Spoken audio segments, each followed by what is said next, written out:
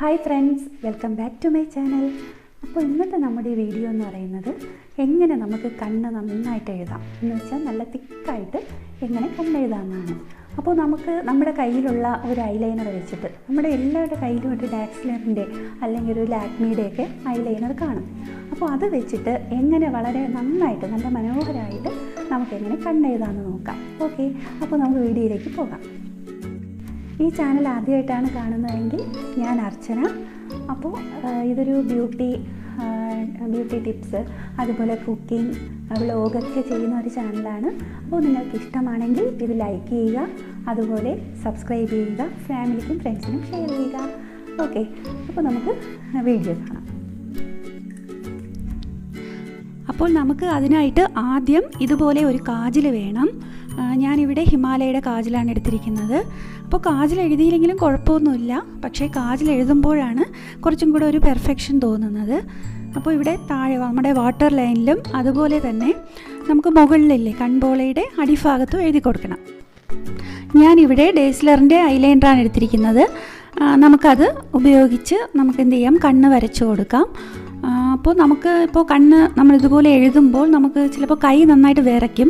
അങ്ങനെയാണെങ്കിൽ എന്ത് ചെയ്യുക, നമുക്കൊന്ന് സപ്പോർട്ട് ചെയ്യുക, ഇങ്ങനെ കവിളിലൊന്ന് ജസ്റ്റ് ഒന്ന് സപ്പോർട്ട് ചെയ്തിട്ട് എഴുതി കൊടുക്കുക. അപ്പോൾ നമുക്ക് നന്നായിട്ട് എഴുതാൻ പറ്റും. കണ്ടോ, ഇതുപോലെ ഒന്ന് സപ്പോർട്ട് ചെയ്ത് നമ്മുടെ കവിളിലേക്ക് ഒന്ന് സപ്പോർട്ട് ചെയ്തിട്ട് പതുക്കെ ഒന്ന് എഴുതി കൊടുക്കുക. ആദ്യം ഒന്ന് ഒരു ഔട്ട്ലൈൻ പോലെ നമുക്ക് എഴുതി കൊടുക്കാം. കണ്ണിനോട് ചേർത്ത് എഴുതുക കേട്ടോ, ചേർത്ത് എഴുതി കൊടുക്കുക.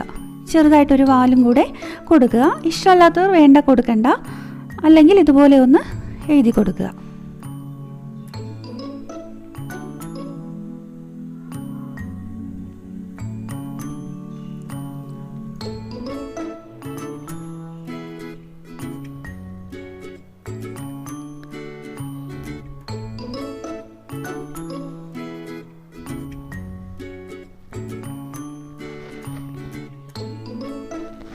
എന്നിട്ട് ഒന്നുകൂടെ നന്നായിട്ട് ഒന്ന് കട്ടിയായിട്ട് എഴുതി കൊടുക്കുക. നല്ല തിക്നെസ് വേണം. അപ്പോൾ തിക്നെസ് കുറച്ച് മതിയെങ്കിൽ അങ്ങനെ മതി, അല്ലെങ്കിൽ നമുക്ക് കട്ടിയായിട്ട് എഴുതി കൊടുക്കാം.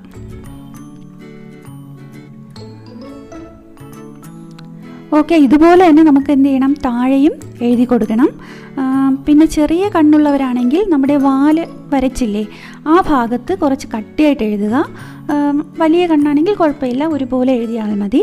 ചെറിയ കണ്ണാണെങ്കിൽ നമുക്ക് ആ ഭാഗത്ത് നന്നായിട്ട് കട്ടിയായിട്ട് എഴുതി കൊടുക്കണം. എങ്കിൽ കുറച്ചുകൂടെ ഭംഗിയായിരിക്കും. അതുപോലെ തന്നെ കണ്ണ് കുറച്ച് വലിപ്പം തോന്നിക്കും.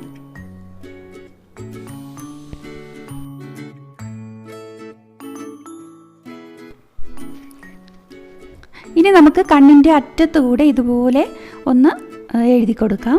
അപ്പോൾ നല്ല നീളവും കൂടെ തോന്നിക്കാൻ വേണ്ടിയിട്ടാണ് ഇങ്ങനെ എഴുതുന്നത്.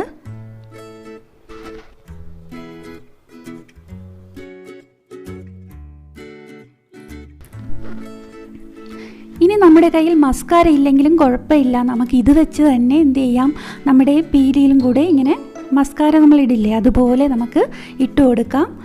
നമ്മൾ മസ്കാര ഇല്ലെങ്കിലും കുഴപ്പമില്ല കേട്ടോ, അതുപോലെ ആ ഒരു പെർഫെക്ഷൻ കിട്ടും. നമ്മൾ നന്നായിട്ട് ഇട്ട് കൊടുത്താൽ മതി. നല്ല ഭംഗിയായിട്ട് ഇട്ട് കൊടുക്കുക. 2-3 കോട്ട് ഇട്ട് കൊടുക്കുക. അപ്പോൾ നല്ല ഭംഗിയായിരിക്കും. മസ്കാര ഇല്ലാത്തവർ ഇതുപോലെ ചെയ്യുക കേട്ടോ. ഓക്കെ, ഒരു കണ്ണ് നമ്മൾ കംപ്ലീറ്റ് ചെയ്തിട്ടുണ്ട്. ഇതുപോലെ നമുക്ക് അടുത്ത കണ്ണും എഴുതി കൊടുക്കാം.